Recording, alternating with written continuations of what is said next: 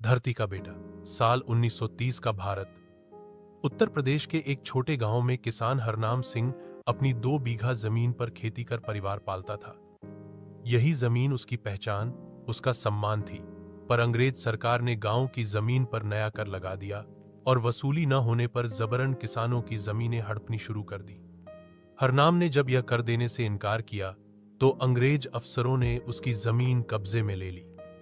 एक झटके में उसकी मेहनत, उसके सपने छिन गए। लेकिन हरनाम टूटा नहीं।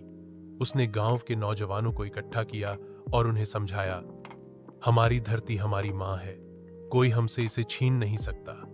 हरनाम ने जंगल में जाकर आजादी के लिए लड़ने वाले क्रांतिकारियों से संपर्क किया। वह उनके लिए अनाज, कपड़े और छुपने की जगह जुटाने लगा। अंग्रेजों की नजर में वह एक विद्रोही बन गया, पर गांव वालों के लिए वह सच्चा हीरो था। एक दिन अंग्रेज सिपाही फिर गांव आए हरनाम को पकड़ने, पर इस बार पूरा गांव साथ खड़ा हो गया। औरतें, बच्चे, बुजुर्ग सबने मिलकर अंग्रेजों को गांव से खदेड़ दिया। हरनाम ने आगे बढ़कर ललकारा, हम अपनी मिट्टी पर कोई जुल्म नहीं सहेंगे। हरनाम की इस बहादुरी ने आसपास के गांवों को भी हिम्मत दी। धीरे धीरे एक बड़ा आंदोलन खड़ा हुआ। अंग्रेजों को एहसास हुआ कि किसानों की एकता को तोड़ना आसान नहीं।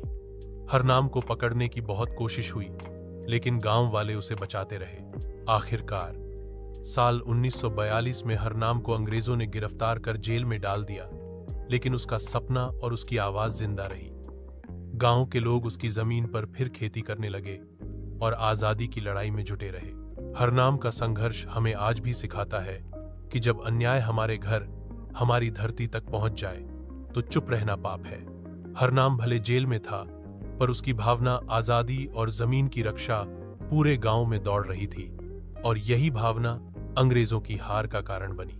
अगर आपको ये कहानी पसंद आए तो हमारे चैनल दिल से कहानी को लाइक, शेयर और सब्सक्राइब जरूर करें।